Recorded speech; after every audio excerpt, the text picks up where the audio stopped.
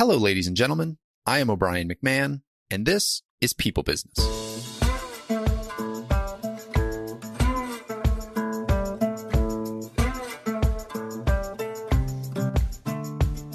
In this episode, I'm joined by Tricia Sanders, founder of High Five Strategies. Tricia and her team are the people leaders call when they need help connecting the dots between current state and goal state. Tricia is an expert at challenging long-standing assumptions and drives creative yet pragmatic results. She helps clients juggle strategic priorities and daily to-dos. Prior to her work, she was a chief operating officer for First Bank in St. Louis and an officer in the United States Army with tours in South Korea, Qatar, and Afghanistan. This was fun for the goal-setting, achieving, planning nerd in me. And if you are a planning, achieving nerd, this will be great and you will have a ton of fun. And if you are someone who is like, that is terrifying, I don't like change, I know it's a part of the world, but I'm resistant, this will also be for you because those are the people that Tricia works with. She helps people who are struggling to get where they need to go or even to figure out where they need to go, put those goals in place, break it down and put a plan in place, and really help gain clarity on what you need to do when. So whether you are a nerd for this topic like me or whether this topic scares you a little bit, hang in there.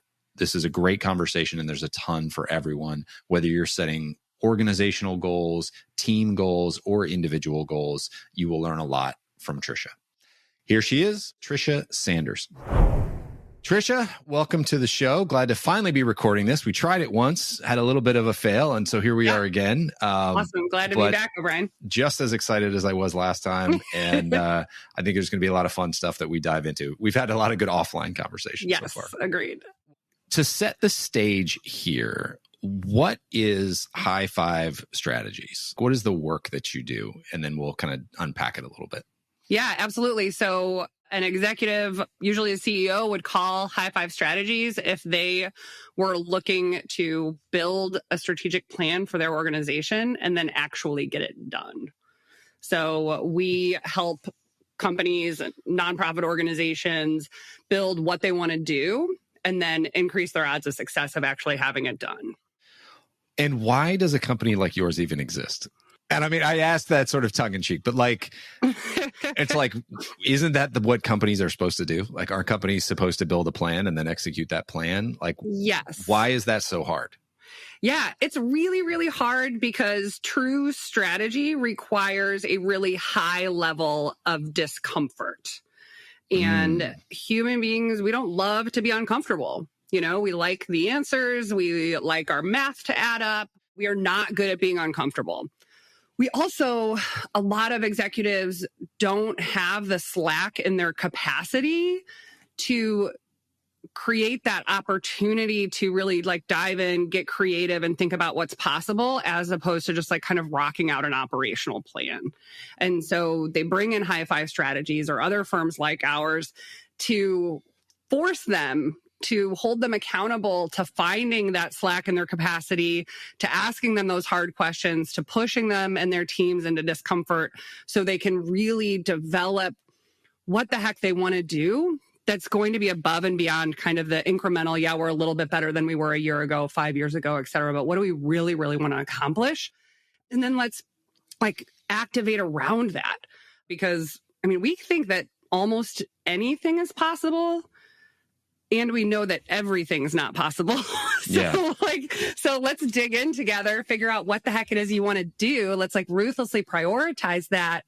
And then let's get it done. And that does really most oftentimes require an outside voice or partner to come in and challenge the CEO and their leadership team to get uncomfortable, to get creative, to find the slack, to get outside of the comfort of that operational plan that they're so used to kind of rocking out.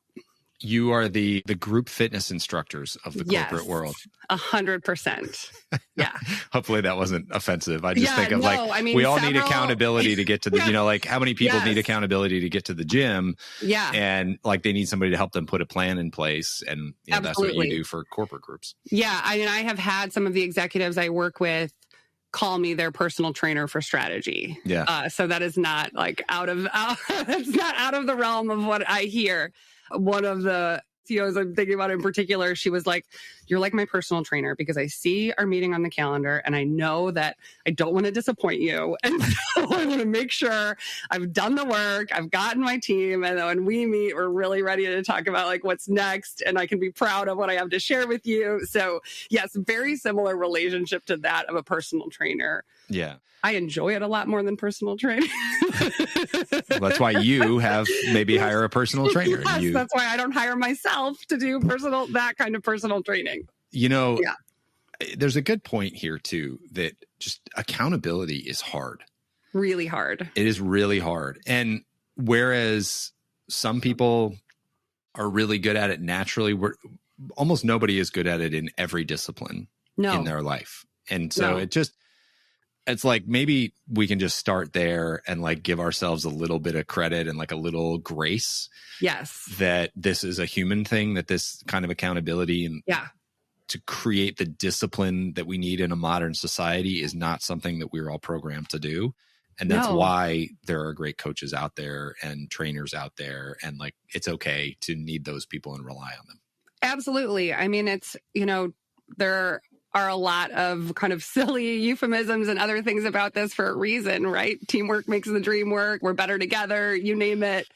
People are better when they're working with people who do their best work, right? And so let's think about like, where can we partner with folks to bring that out in us, to hold us accountable, to challenge us to think differently, to bring different perspectives. It's one of the reasons why like High Five Strategies is really committed to not trying to do everything for the company. You hear about those consultants who'll come and be like, well, what do you need? Like, we can help you with whatever you need. Like, no, like we can't, and we don't want to. We know what we're really good at and where we can be that awesome personal trainer for you.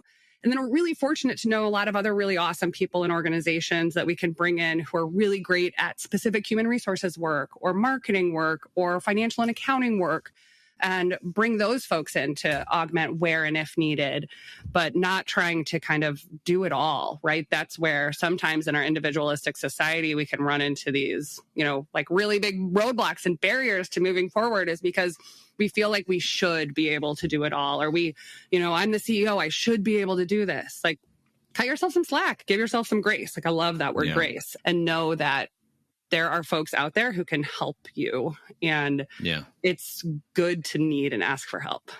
Well, sports just create so many good analogies. And we've already talked about fitness. So, I mean, if you look at the top performing athletes in the world, they often have the most coaches. Always, right? They've got somebody for their nutrition. They've got somebody they often have multiple people for their fitness. For they different specialties. Skills coaches, general fitness coaches, like strength and conditioning coaches. They've got mental performance coaches. They've got all kinds of different coaches all the time. And they're just always learning from other people. They humble themselves in that way. And yet we feel like we can't be humble. Something's wrong with us if we're asking for help or coaching or guidance. Well, they're paying us this money. We should be able to figure this out. And it's not a great way to think about it. It's not a productive way to think about ourselves and what we're trying to do. And if we can flip that, I just think we could all, not only can we be more productive, we'd all feel better about it while we're doing it. Well, one of the things we love to say is like, we're going to help you get more done and have more fun doing it. Right? Yeah. Because it sucks to feel alone or limited in your capacity and what you can do. And like, let's partner together and get so much more done and have way more fun doing it than we would have if we were by ourselves. And I think thinking about kind of the specialization of coaching that you referenced with elite athletes, I think it requires a really high level of awareness of your strengths and weaknesses to identify these are the containers where I want someone to level up with, right? Yeah. And so getting that specificity around, I need a nutritionist, I need a skills, I need a this, I think that's indicative of a really high level of awareness of what you need to level up.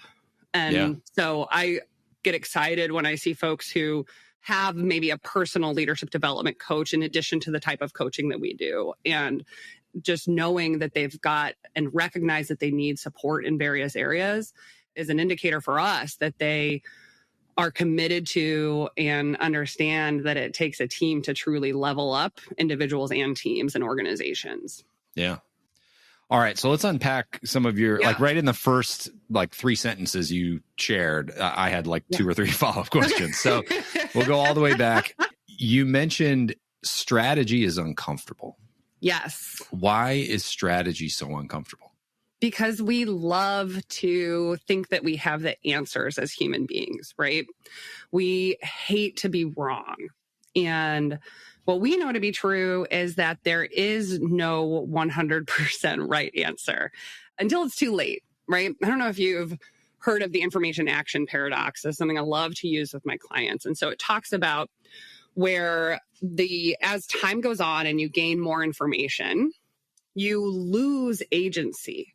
Right? So by the time you know what the right answer is, the answer has been made for you. And so as leaders or folks who are kind of willing to take bets, take risks and place bets, like that requires a willingness to make a decision before you have all the information or before all the information is presented. And that means you might be wrong. And in a business, so just so I understand, in a business, that would be bad because that means that someone else has beaten you to market. Someone else has beaten you to market. Because they've done it. They took the bet. Yeah. They validated it.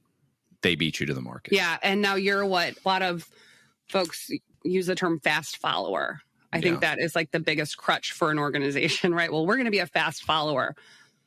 You're not likely ever going to bust out or create something new or something that's yours if you are just always following. You're also likely learning later.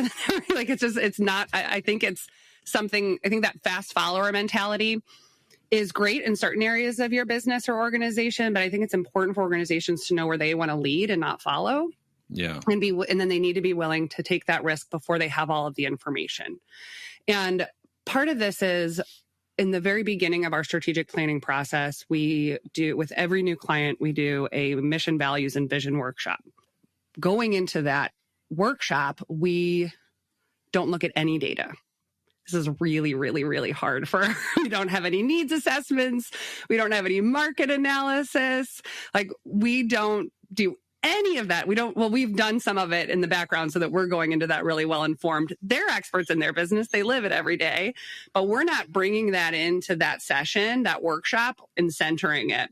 We're challenging them to really get creative and think about, what do you want to accomplish? There's this great article, I think it's actually called like, Don't Think About the Data.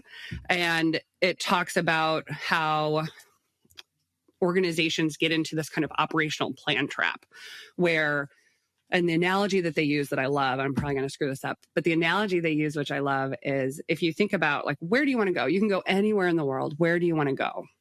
The answer to that question, well, where do you want to go, Brian? I'm curious. Let's go New Zealand. Okay, so you want to go to New Zealand. Great. I bet that together you and I can come up with a plan to get you to New Zealand. Right? Fair? Sure. Yep. Okay, but let's say I came in and I was like, all right, O'Brien, this is your address. These are all of the places that you can get a flight from Chicago in the next couple of weeks. This is the amount of money that you have available today. You're going to be lucky if you make it to the grocery store, like in New Zealand. And so human beings just have this tendency to let data constrain them in a way that gets them in this, what I call like the tactics and strategy loop. And so for years, you keep like kind of, like you got to the grocery store. And then the next 3 years, you got to the 7-Eleven or like whatever. But like, you're never getting to New Zealand. Yeah. Whereas if we say at the beginning, you know what, we want to go to New Zealand. Okay. Then we figure out how to get to New Zealand instead of figuring out how all of the data that surrounds us is going to make it impossible for us to get to New Zealand. Yeah. So, all right, you're answering my one question. I just get more and more questions. So let's talk about setting goals then. Yeah. This is interesting because I think about this with my business. Every year I have to give a business plan presentation to my partners. It's one of my favorite things about our model is that there's this like annual accountability and I love that sort of goal setting exercise. And you have to present it in a room and they are going to hold you accountable to it. That's awesome. I love that. Yeah, it's great. Tough, very tough, but great. But it's interesting. And I've thought a lot about my own goal setting, and it's like, I struggle with, do I just pick, well, I want my book of business to be this big. And then I sort of fall into this trap of like, well, why that big? Why not a little bit bigger or a little bit smaller? Like the numbers kind of seem arbitrary to me. Yes. When you're picking like a business goal. How do you think about that? And how do you help clients come up with the right set of goals to go out and try to achieve? Yeah. And so I think that there's a couple different things in there I want to talk about. So the annual goal setting exercise, I love. And at the same time, it can get you stuck in that tactics and strategy loop if you're not also looking much farther, which is why we always start with that vision or the audacious goal. Collins and Porras tagged it the BHAG, or the big, hairy, audacious goal. Tom Peters wrote this great blog after that was like, they didn't really mean it to be hairy. They meant it to be clear, compelling, and audacious. So we use the term that he coined, CCAG, or clear, compelling, and audacious goal. And it's really important that there's specificity and creativity in that goal. And then we work with them to say, okay, this is where you want to be 10 to 20 years is the time frame that we work with our clients in. We like to be a little bit closer to 10 years, mostly just because I think human brains have such a hard time going much farther than that. Sometimes if our clients are looking for like really big systems change as a part of that audacious goal, then we might be like, okay, like it's a pipe dream in 10, but 15 to 20 is, achievably ambitious, right? Out of sight, but not out of reach, right? Yeah. Like we can get there, but it's hard to see right now. And so we work with them to get a really, really specific, audacious goal. And then we come into the near-term strategic planning piece, which is, and we do let data come in a little bit there. And we say, okay, this is the mountain that we want to climb. What trail should we pick first? Right? Like, what do we need to do in the next 2 to 3 years to start moving up that mountain in a really intentional way? And we work with them to develop a 35-word or less strategy statement. And this is from Harvard Business Review. It's an kind of old thinking, but I think incredibly relevant, and helps our clients get hyper specific on what their strategy is, right? So by the end of this workshop, where we develop this 35-word strategy statement, they'll be able to identify their single precise strategic objective, which is kind of the driver behind this very long answer, what value or advantage they bring that's going to help them achieve that. And then what's the scope kind of where they're limiting that strategic objective.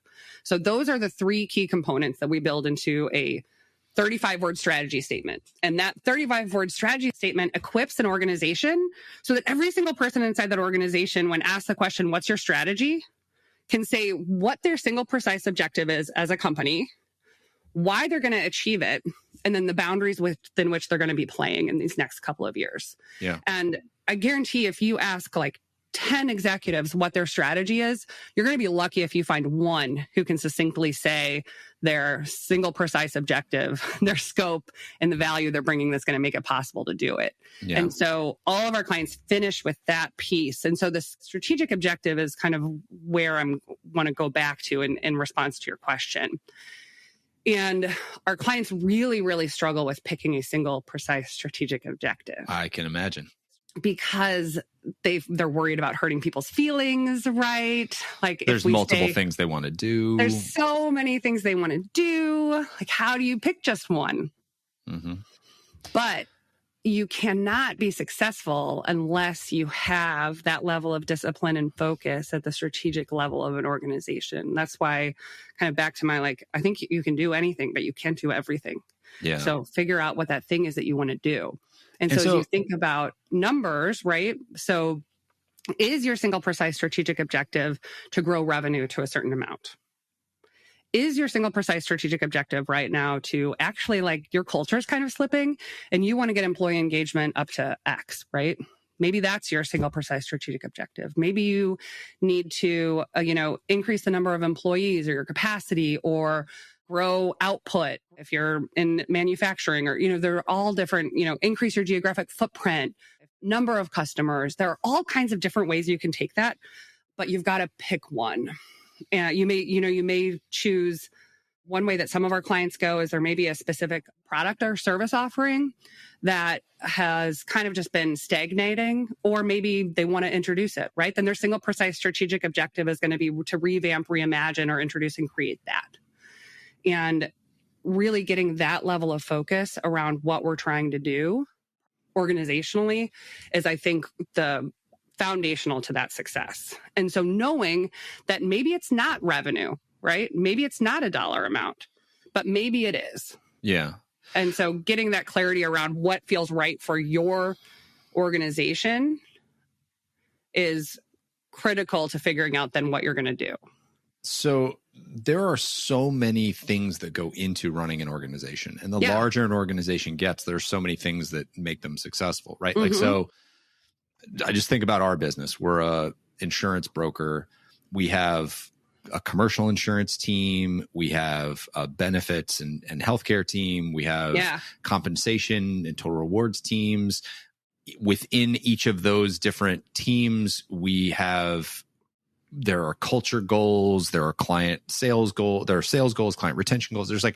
There are so much complexity when you actually dial it down. So how do you pick one and focus on one without letting the others slip? Because I can't imagine you can get to, at the end of the day, you can be like, great, now we can just focus on this one thing and let everything else go and it'll be fine. Right. So where's the balance there in setting this CCAG without letting the rest slip for anyone who's like, oh, that's really uncomfortable? Yeah. So that's where we differentiate between strategic work and operational work. So your operational work is like your O&M. Like, what do we need to do to operate and maintain the business, right? Like, what are we doing? What are we offering? Like, you're not going to stop hiring people. You're not going to keep like incrementally improving your onboarding process. Like, that is stuff that excellent companies continue to do every day, is their O&M with excellence. And so that is here, right? But then your strategic work is, what do we want to be most different about the way in which we work 2, 3, 5, 10, 20 years from now?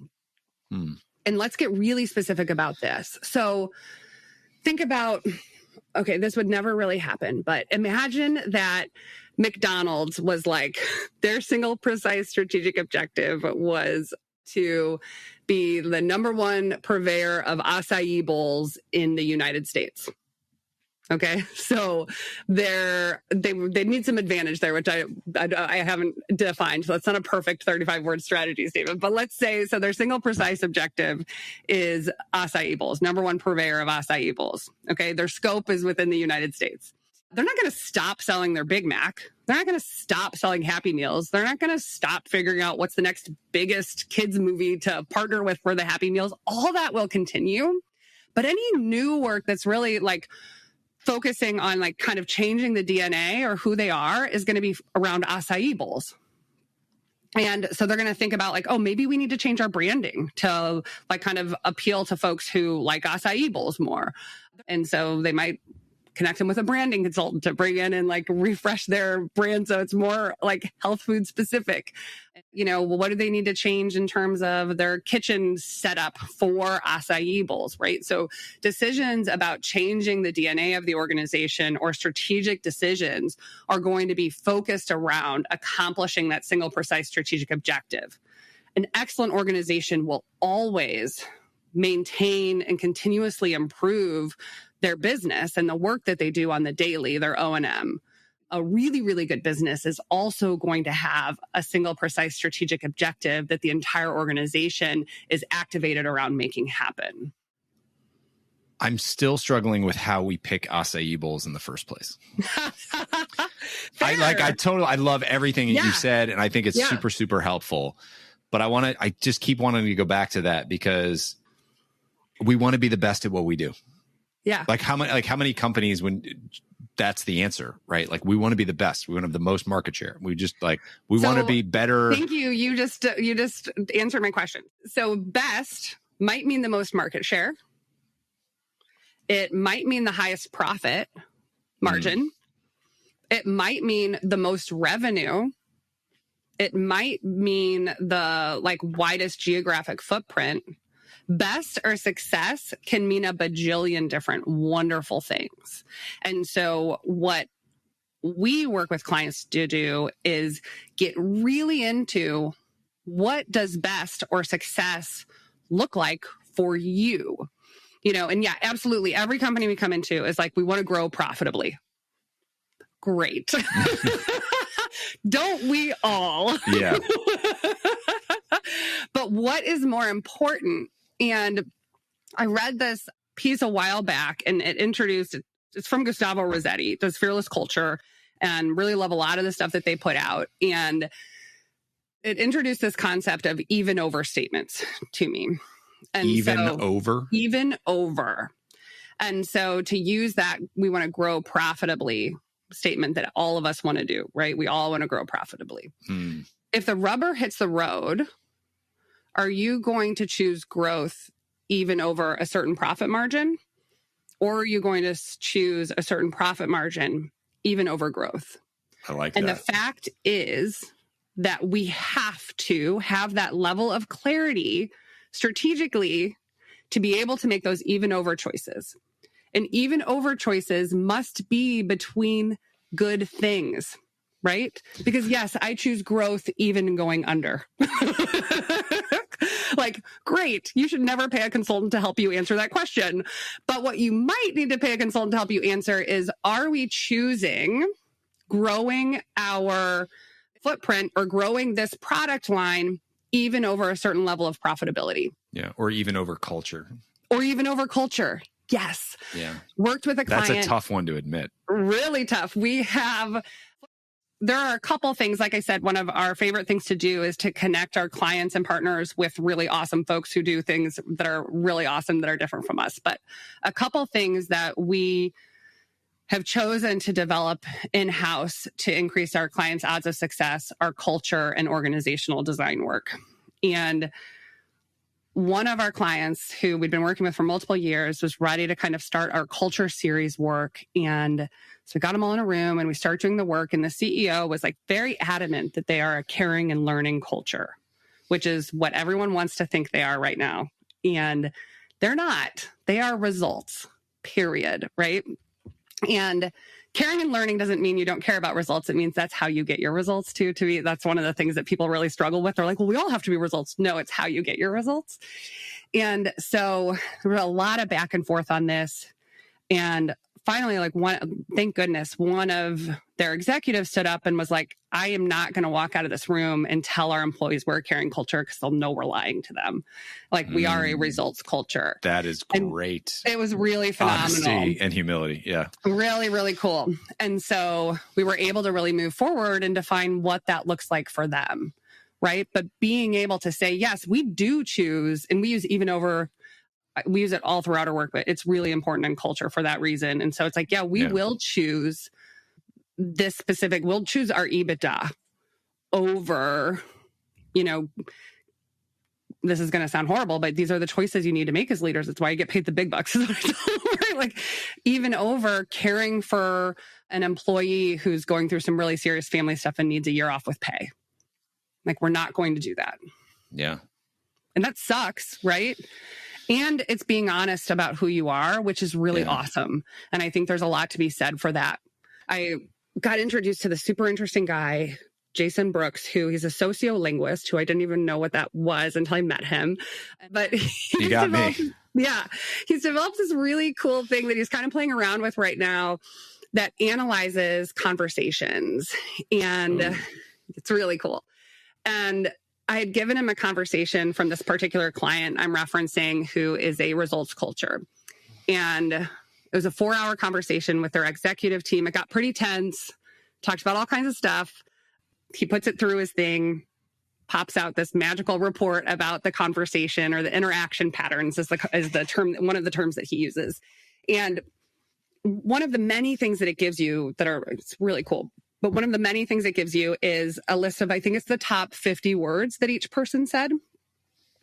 In the CEO's top 50 words in this 4-hour session, Not a single one of his top 50 words was people or teams or a synonym of. Wow. Everything was quant. And he was the one who had said, we're a caring culture. Yes. And it was like, bam, that is the data, right? The way that we interact, the words that we use are our culture. We know that. And so it was just really cool to see that. I mean, this was like 9 months after we had already decided they were results culture. Yeah. How cool would it have been to have that data in that conversation? So we're kind of talking about how we can potentially like incorporate this into our work as an additional tool. But yeah, just seeing that, right? Because culture is how we behave in the words that we use. And seeing that interaction pattern was really, really cool. Yeah. Let's stick on even overstatements for a second. Yeah. Just because I always like in these conversations, like if I have a reaction, somebody listening might be having that reaction. Yeah. And so I want to like unpack some of that stuff. Yeah. And I can see somebody turning this on the executive team, right? Yeah. Well, executive teams, they're all out for profit. They don't care about the people. They'll do it even over the people, right? Somebody who's going through a really hard time and needs a year off with pay. Like we should always do that. How do you respond? I know what I would say. How do you respond to people who are either have that argument or are scared of their employees making that argument if they admit to an even overstatement that they want results even over culture? Mm-hmm. So if an employee reacts negatively to your even overstatement, then they probably aren't at the right company. Mm-hmm. If it's a core cultural even overstatement. And so it's good to know that. Yeah. You also, building culture is a very long and persistent activity. And so you may identify that you want to be, that this particular portion of your culture is aspirational, or you're like 50% there. And so it's going to take a while to prove it to your employees that you mean it. And yeah, especially if it's a change.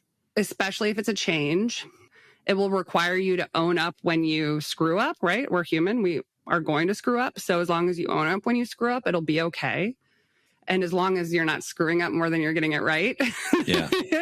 And so I think that part of it is just sticking with it until it sticks as an executive and not go back and forth to the whims of the feedback you're hearing, but saying this is who we are or who we want to be. And we're going to do everything to make sure that that comes true. Yeah. And if there are folks who are like, well, I don't want to be at a company that values EBITDA even over employee well-being. Okay. Like we get that. They're going to be really happy with their, somewhere else. And someone who chooses to be there is going to be really, really happy with that bonus that they get when they sell to the next PE firm. Yeah. And so it's about deciding and being really clear about who you are. And then you'll attract folks who want to be there. And then you're going to get more done and have more fun doing it. Yeah. Well, and it occurs to me too that even overstatements are not, I don't know what the alternative would be, but let's just say it a different way. To say we want EBITDA performance even over culture is not the same thing as saying we don't care about culture. Yeah. And I think one place I'd push back on you there, O'Brien, is EBITDA results you might be a results-driven culture, right? And a lot of times in our society, especially right now, we talk about culture as like this caring, supportive work environment. That might not be the organization's culture. And so so we pick EBITDA even over, you need to get a heck of a lot more specific than culture there. Because culture could be a lot of different things depending on the organization. So do we choose EBITDA even over, so a great one, that's an actual like practical client one that they developed out. It's an organization that's really working on developing they've really prioritized learning as a cultural priority. And so they went out to their employees and said, we value learning over single project profitability. So if you need to spend some extra time here testing something or trying something out or researching something so that we can learn and get better, and that's going to negatively impact our single project profitability, we're cool with that. because we prioritize learning. And so we choose learning even over single project profitability. Yeah. I love that. I go back to an interview I did with Brian Emerson talking about polarities. And we get so wrapped up around the extreme of whatever somebody's saying. Yeah. You know, that the even overstatements, I love it, but I can totally see, and you even feel it a little bit when somebody says one that you're like, we're always choosing this. We don't care about this other thing. And it's like, no, that's not the choice you're making. Right. You're just setting your priorities. Like, this is what's most important to us. Right. And like you said earlier, there's all this other tactical stuff, organizational management, culture stuff that we're doing. But when the rubber meets the road, if we get to a point where we have to make that really hard decision, we're just going to lean this way. Yeah. And so I always say a strong culture, you have a strong culture if when you make those decisions, when the rubber hits the road, nobody wonders why. Yeah. Right. There's no dissonance between the decision that you made and who people think the company is. Yeah. Well, and that's the power of communicating who you are all the time. All the time. And so a company with a strong strategy and a culture and organizational design that enables that strategy is going to have very little dissonance between what they do and what they say. Yeah. The last thing I'll say about goals is like what I hear you saying in setting these goals is, it's come up on this podcast a bunch of times, the 5 whys. Yeah. So why is that important? Why is that important? Why is that important? It seems like a lot of your work is the 5 whys and the 5 whats. Yes. Like, what is important? What about that is important? I hear you trying to get a ton of clarity on the actual words that people are choosing. Yes. What does that mean? What does that mean? Mm-hmm. What does that mean? And then why is that important? Why is that important? Why is that important? Yeah. So clarity is absolutely our driving force, our guiding light is clarity. And you talked about words, and one of the things that we do in our strategy frameworks is sometimes we need to have a section that we call words matter.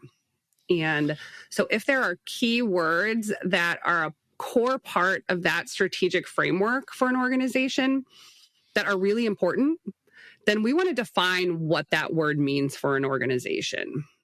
Innovation is kind of my favorite go-to to help clarify why we do this. I was working with a really awesome organization that's focused around funding innovation, and almost everybody had a very different opinion about what innovation meant. And it's like, well, how can you fund this if you don't get clarity around what this means? I mean, I'll tell you, we spent 4 very tense, frictionful hours defining a single word. Yeah. And it was frustrating. And that's not wasted time. It is not, right? Yeah. It is not. And so it's really important going into it that the folks who partner with us know that what we call generative intellectual friction is a part of achieving clarity, and that we are going to kind of keep pushing in certain areas that without us, a lot of times they'd be like, well, let's just table that, parking lot that, and move on. Yeah. No, we can't really move forward well until we get clarity on these few key points. And so part of the magic that I think we bring is helping them see what are those few key points that it's worth slogging through the intellectual friction to get to the other side of clarity. You keep taking words out of my mouth in this conversation because I was just thinking that's where the magic happens. Oh, yeah, it is. It really is. Shout out to Rachel Hansen, who introduced us in the first place. Yes. And she was a recent guest on the show, and people can go back and listen to that. She's actually my personal coach. And one of the things that she is just like a superhero at is gaining clarity on things that I think or her clients think they're clear on, and we're not. And and it is that well, what does that mean? Okay, I want this. Well, what does that mean? Mm-hmm. What is I want to be innovative. Well, what does innovation mean? I want to grow my business. Well, what does growth mean? And it's so tedious and frustrating when somebody asks you those questions, especially when they do it for 4 hours. Yes, but really is. that is where the magic happens, because once you bang your head enough against that wall that you actually break through it and gain that clarity. I've seen this in my own life. Like, all of a sudden the roads before you become very obvious. Yes. And there's a ton of buy-in, and like it just all of a sudden things speed up really, really fast, because now you have that clarity, and it's almost like it's almost obvious. It's almost like, oh no, duh, this is where we're going to go. Absolutely. But you have to fight that battle with yourself, and it's hard to sit in that. And it's really, really, really, really hard. And I'm a huge Rachel Hansen fan. And kind of back to the start of our conversation when we were talking about kind of having a lot of coaches on your bench. Yeah. I'm fortunate enough that, 4 executives that I work with Rachel also on their personal business, but their personal development and personal coaching to get that personal clarity. And that makes it so much more powerful and them so much more effective in the room with me when we're developing the organizational clarity. Yeah. And so I just love it when she or someone she recommends is able to come alongside and work with folks on the teams I'm working with, because it's that clarity. And so she is so good at getting that individual clarity, which then feeds into the executives being able to support much stronger organizational clarity and really getting that, like, okay, we've got to do this work and it's hard. Yeah. Well, I mean, just as the way you've described the work you do, it's obvious why you two get along. There's so many similarities, even though you're focused on different issues. Yeah. Like you're specialists in your own disciplines, but there's so much similarity in the work that you two do. Mm-hmm. All right. So I'm finally ready to let go of goals here after 42 minutes of recording. One of the interesting things choices that you have made with your business is you told me that you will not take on a client for less than an 18-month engagement. Yes. Tell me about that.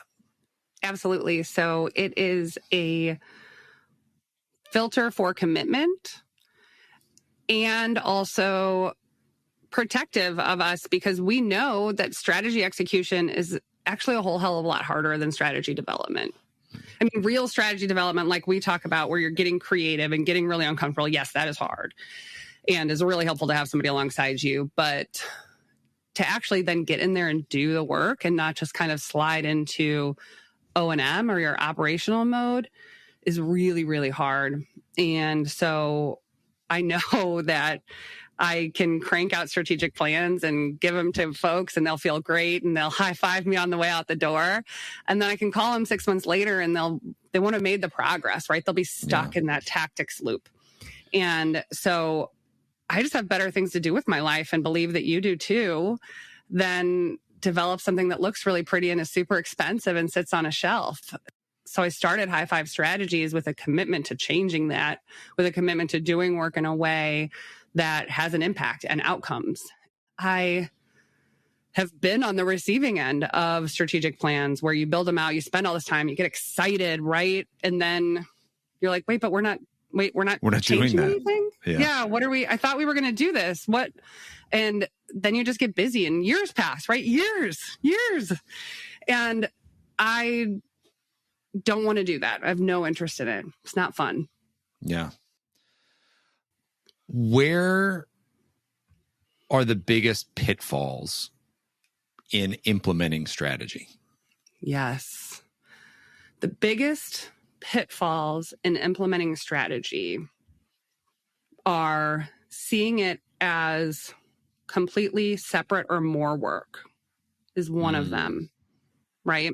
So an executive will say to me, we're already really busy. We don't have time to add in more. We need to reprioritize or reimagine how you're working. We're not just adding in something more, right? We're changing the way in which we work. So one of the biggest pitfalls is seeing this as more work and not fundamentally changing the way that you work. Yeah. This is And so that's different work. It's not more work. It is working differently. Yeah. And so that's another reason why it's really important that they let us come along and partner with them to help them truly reimagine and reset the way that they work. Because no, they don't have more time, right? Like, yeah. like do more with less, right? Like that's our favorite thing to hear all the time inside of companies. And so, no, we don't want that to be the truth. It won't be successful. And so it's really about helping them see that they can work differently.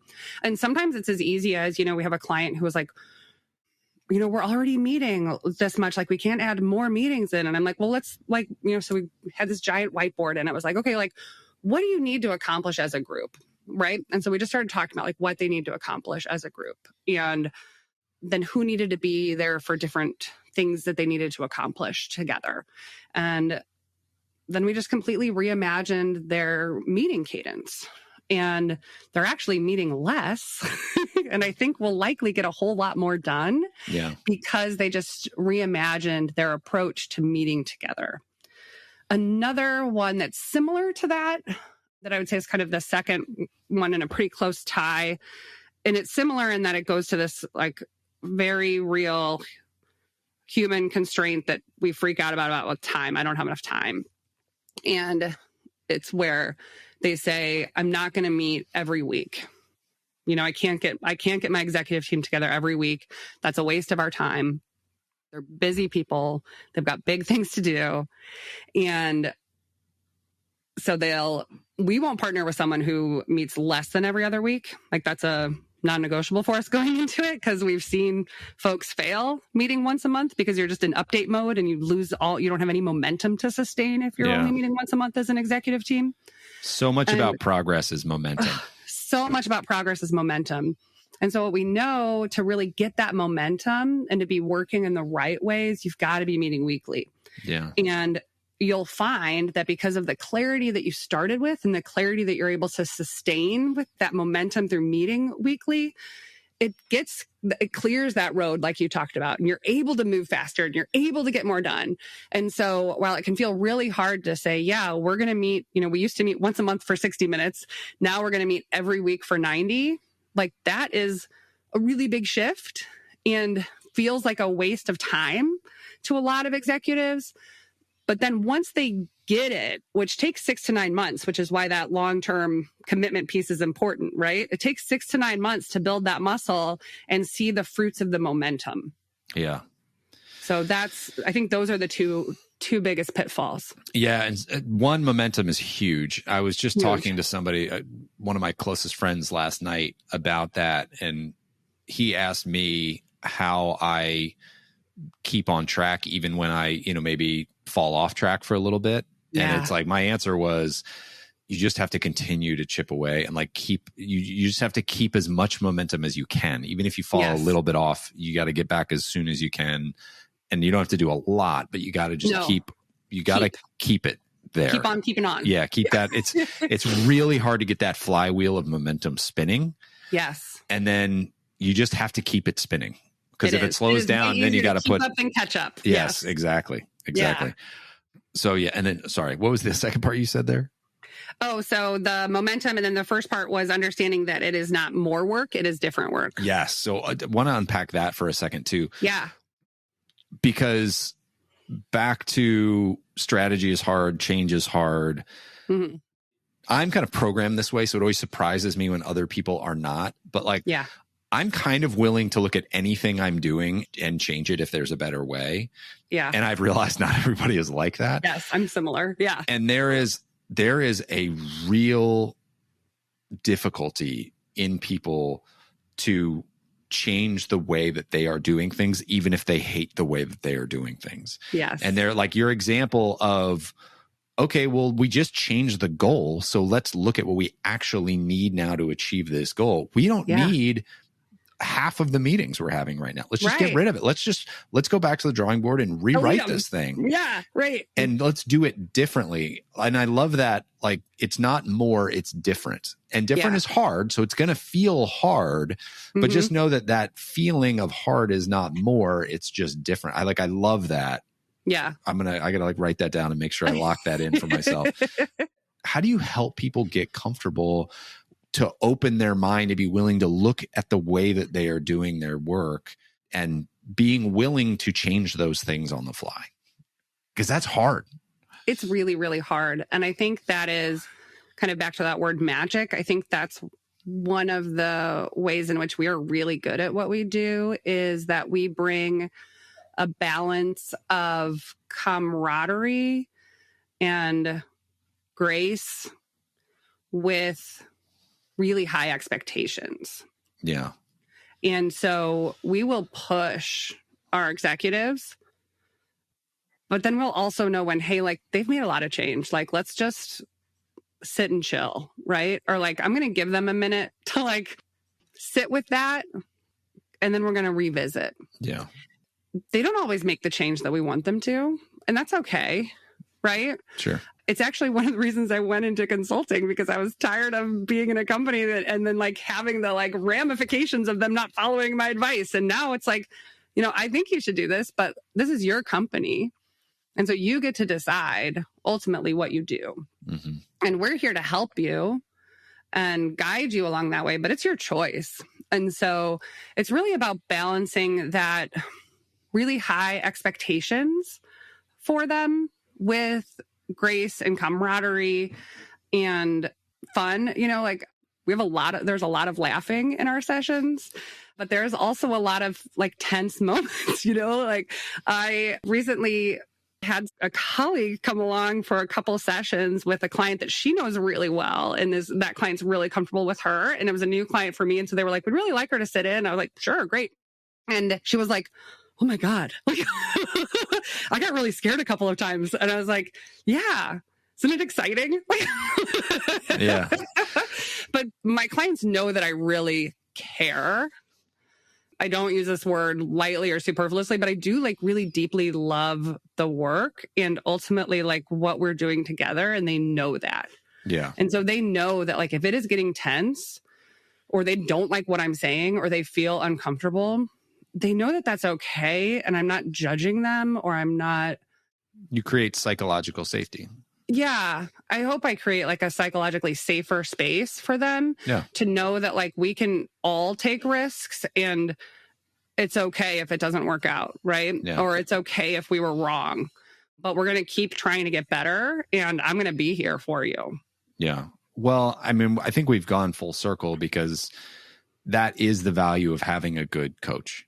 Yeah. Is like there are plenty of things that we are not going to do on our own, even if we know they're the right things to do.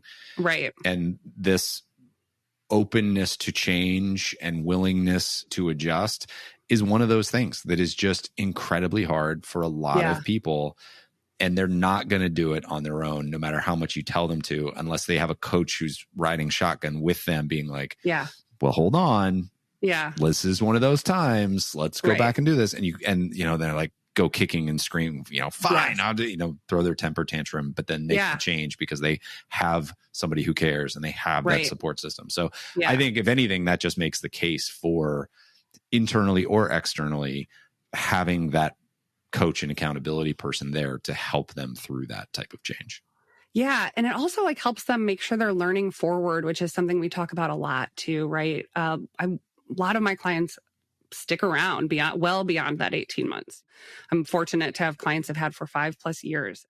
Client that I've had for 3 years now, we actually just met yesterday and something happened that the writing was we knew this was going to happen. Well, I knew this was going to happen. I'd been telling them it was very likely to happen if they didn't take independent action themselves. And this is an information action paradox kind of thing, right? The decision was made for them. And so I never let up on them that they needed to make this decision, right? And so, but I also never said, well, you guys suck and are screwed, right? Because you're not making the decision you need to make. And so when we met yesterday and they're like, yeah, this happened. And I was like, we're not surprised, are we? And they were like, no, and we talked about how we make sure that we like lodge this hard learning experience away for next time a similar scenario comes up, because we are all like organizations are people. And so there are going to be repeats always of like things that happen and challenges that we run into. Yeah. And so as long as we are learning forward as much as possible, then it's going to be okay. Yeah. And I think a coach really helps you make sure that you're like lodging that learning. Yeah. We talk about it a lot as like making sure the mortar settles and cures around the bricks that we're building. Love that visual. Yeah. Yeah. So like making sure that we're holding them accountable to like, okay, we built this brick. What do we need to do organizationally to ensure that this mortar cure is really strong and that we are a better organization at the end of it? And sometimes that requires me suggesting to them that they take a pause for 3 months and not do anything new. And they hate to hear that. And it's like, I can't, like, what do you want me to do? And it's like, no, you need to, like, some big things happened and we need to make sure that this settles and cures. Yeah. That is such good advice. I think about that as well. I'm like in that business planning that I mentioned, we do that in May. Yeah. And then we have a big offsite meeting in September with all of our national partners. And then New Year's is New Year's. And so there's always been these kind of 3 strategic points throughout the year where I stop and sit and sort of look at what's happening. Like I don't have one New Year's resolution. I kind of have 3. Yeah. But the great thing about it that I've realized is it gives just enough time for those things to settle in and become habit and routine to let that mortar set. I love that visual. To really let that mortar set around the new bricks I've laid, and then I can go find some new bricks. Yes. And like exactly. Sometimes the mortar sets pretty quickly, but on bigger things, it takes a long time. Yeah. Or sometimes it doesn't, and you're like, that brick does not fit. Yeah. Well, that's a great point too. That's a great point too. The bricks don't always fit. If you're going to be trying a lot of things, you're going to find a lot of things that don't work. And that's another big thing about being willing to make adjustments and let stuff go and stick to the things that are working. Mm-hmm. Yeah. Yeah. And being honest with yourselves and the organization about what bricks fit and which ones didn't. Yeah. All right. I could go on. Okay. I'm same. Anyone listening probably can hear the nerd coming out. I'm having a good time with this conversation, but we will wrap it up here. Awesome. For people who are in it with us and they want more Tricia in their lives, where can they find High Five Strategies? How can they engage with you? Yeah, absolutely. So, you can reach out to me directly. I'm pretty responsive on LinkedIn. We have www.highfivestrategies.com. We'll take you to our website. I am a huge geek about this stuff. Love to talk about it. It makes me better to talk about it and think about new ways to think about it and say it with folks. So yeah, please don't hesitate to reach out. Contacts are welcome and wanted, especially for nerdy conversations like this. So last question. Yeah. Do you have a personal 35-word strategy statement? No, but I'm going to on Friday. Oh, tell me more. I was like, Brian, can we have this podcast next week? I have blocked on my calendar time to do exactly that. Very cool. Because I do feel like I know what my strategy is. Like a lot of executives, I know what my strategy is, right? Sure, Tricia, whatever you say. But I don't have like a succinct, this is my precise strategic objective, but I will on Friday. So reach out to me if you guys want to know what it is. That is a heck of a cliffhanger. Yeah. Tricia, this has been fantastic. Really appreciate you coming on the show, and really appreciate you having me. It was super fun. And I just want to encourage people who are listening to this, to that point there at the end, this is just about goal setting and getting where you want to go. And you can do it as an individual. You can do it as a team. It doesn't have to be, I want to make tons of money. It's like whatever is authentic to you and where you want to go over X period of time. It doesn't need to be the rest of your life even. It's just like, over the next 6 months, I want to, like, this is the most important thing even over all these other things. Yeah. Like, I just, in case people aren't thinking about this, like this stuff translates to any kind of goal setting and planning 100%. that you have. So I just want to leave people with that and hope that this helps you all who are listening set better goals and lead better lives and have more fun and more joy doing it, as Tricia said. So Tricia, thank you. Thank you, O'Brien.